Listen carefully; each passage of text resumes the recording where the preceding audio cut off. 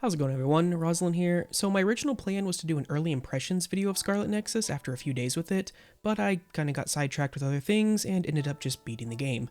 So instead, this will be something a little bit closer to a full review of the game rather than an impressions video, though it's kinda gonna be a blend of both. And for better structure, I will be splitting up the video into multiple sections, starting with a brief introduction of the game and its core gameplay mechanics, as well as the general gameplay loop. Next, I'll go into talking about the positives of Scarlet Nexus, before moving on to some of the negatives and things that concern me when asked if I recommend the game or not. Finally, I do want to dedicate a brief section to providing my opinions on the game's localization, before finally giving my closing comments.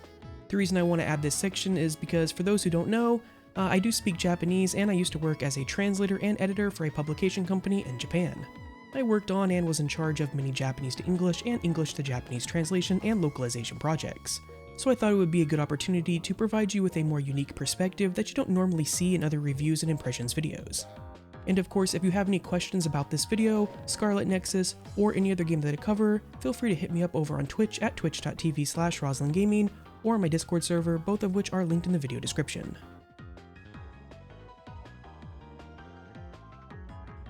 Scarlet Nexus is an action JRPG set in an alternate reality version of 2020, in which a psionic hormone has been discovered in the brain, giving way to new and advanced technology, as well as granting most humans some form of a superpower. As the player, you take control of either Yuito Sumiragi or Kasane Randall, two fresh recruits who have joined the Other Suppression Force, or OSF, a defense force tasked with protecting humanity from mutant creatures known as Others. Regardless of which character you choose, the main plot won't really change.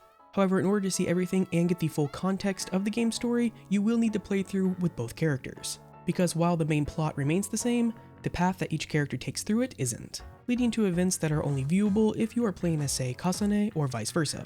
Needless to say, the party members that you have access to for much of the game will also differ depending on which main character you choose to play as. And of course, the interactions that you have with the characters from the other main character's party will also be different. Moving on to gameplay, there actually isn't much of a difference between the two main characters. Yuito uses a sword, making him more of a close-range fighter, whereas Kasane uses little daggers that she hurls at enemies with psionic powers, making her more of a mid-range fighter. But the bulk of each character's playstyle revolves more so around their psionic ability rather than their regular weapon attacks. And it just so happens that they have the exact same psionic ability, psychokinesis, which allows them to pick up and hurl objects in the environment at enemies, or catch objects that have been thrown at them before throwing them back. And by combining psychokinesis and regular attacks together, you can create combos in order to deal large amounts of damage. Where combat starts to differentiate the most between the two main characters is with the SAS system. This is a system that allows you to temporarily borrow the psionic power of your teammates for use in battle and for traversing the game world. For example, when playing as Yuito, you have access to Luca's teleportation. This turns your dodge into a short teleport that can help you dodge enemy attacks, and it allows you to close the gap more quickly to get in some damage by letting you teleport directly to an enemy simply by hitting the attack button. Outside of battle though, this can be used to gain access to otherwise inaccessible areas by teleporting through closed gates. At first, you can only borrow one power at a time, but as you level up, you can eventually gain the ability to use multiples at the same time. Which brings us to experience and leveling up. As you defeat enemies in Scarlet Nexus, you will, like any good RPG, gain experience and level up. Upon leveling up, you will gain a currency called BP, which can be used to further enhance the abilities of whichever main character you choose through the brain map. It is here that you can gain the aforementioned ability to use the psionic powers of multiple party members at the same time, as well as other very important abilities such as double jump, extra equipment slots, and more. Moving on, let's discuss the overall gameplay loop of Scarlet Nexus. The game itself is broken down into chapters, or phases as they're called in the game. During each phase, you'll be given an objective, usually a place to go in order to view a short story scene to progress the plot. For the most part, story and dialogue scenes will play out through still pictures, with sound effects present to help depict what's actually happening. Meanwhile, smaller boxes will pop up on top of those with the torso of any character who may be speaking at the time. Occasionally, these scenes will transition into full motion cutscenes, but this is few and far between. After any story dump at the beginning of a phase, you will then be sent off to a location on the world map, which consists of a list of the areas that you can choose from to move to. Once an area has been selected, you'll be teleported there via the magic of loading screens, and you will have to work your way through an area to a destination marked on your map, fighting enemies along the way. Once at your destination, you will often get more story scenes, and occasionally a boss encounter, before either being sent to yet another area, or the ending of the phase. However, finishing a phase doesn't immediately send you to the next one, as you are given an intermission phase. During these intermission phases, you will have the opportunity to go back to any area you've previously been to, story permitting of course, to farm materials and complete side quests. But the main attraction of the intermission phase is interacting with your party members at your hideout. Early on in the game, you'll be given a hideout, and during intermission phases, your party members will be lounging around inside of it. It's during this time that you can talk to and interact with them, give them gifts, and see special bonding episodes with them. As you do this throughout the game, your bond level with them will increase, and as it does, it will improve your SAS system by unlocking additional effects and abilities. Once you are ready to move on with the story, you can interact with the table in the hideout to end the intermission phase and begin the next story phase.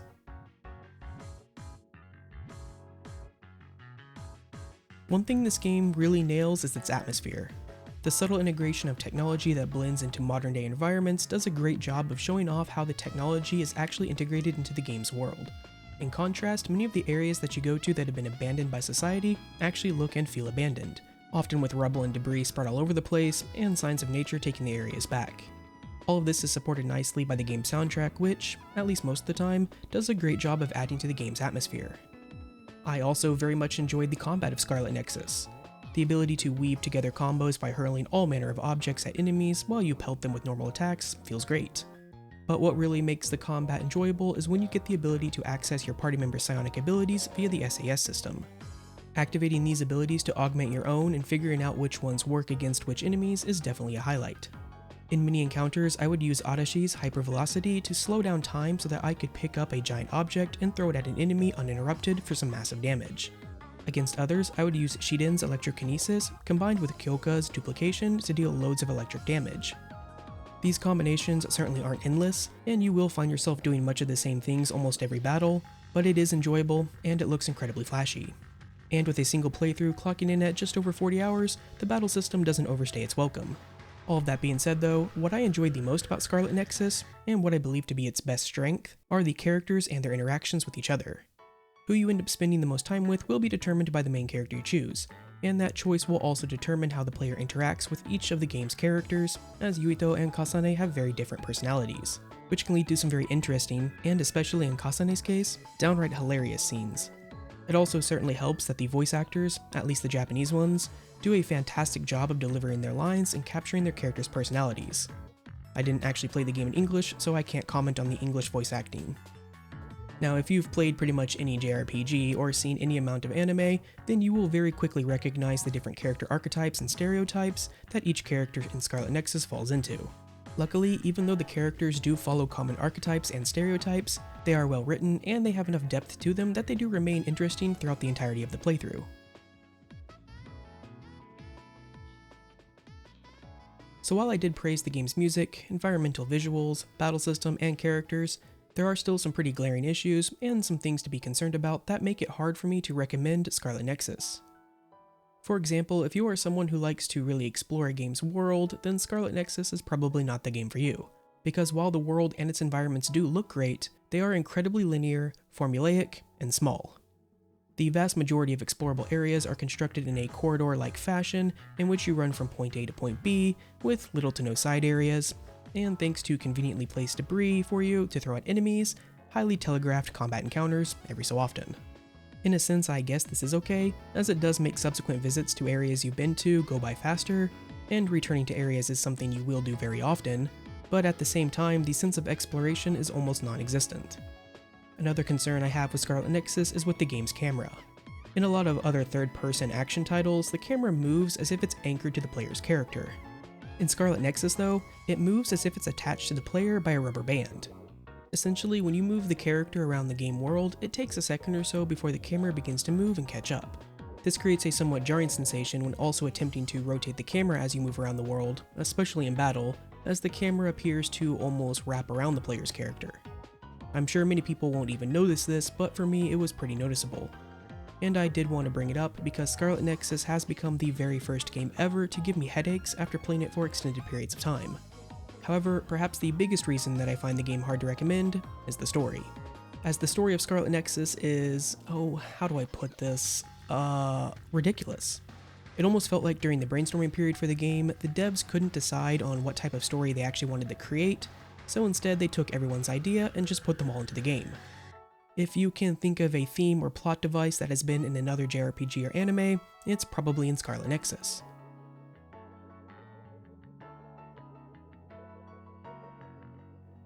Time travel? Check.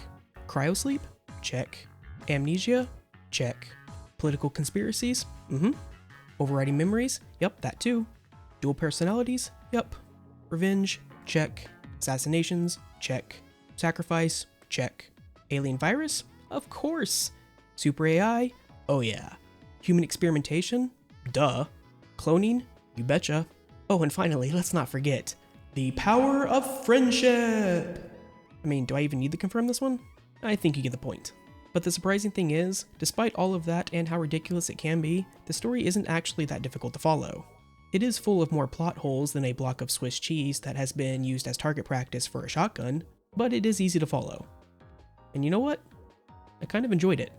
Which might sound weird seeing as I am saying this in the section about negatives and concerns of Scarlet Nexus, and I did say it's the primary reason that I find it hard to recommend the game, but I did put it here for a reason, and that is because despite enjoying it, I don't think this game has a good story. I enjoyed it in the same way people can enjoy a really bad isekai anime, or a really bad horror movie. So yeah, characters, great. Story, not so much.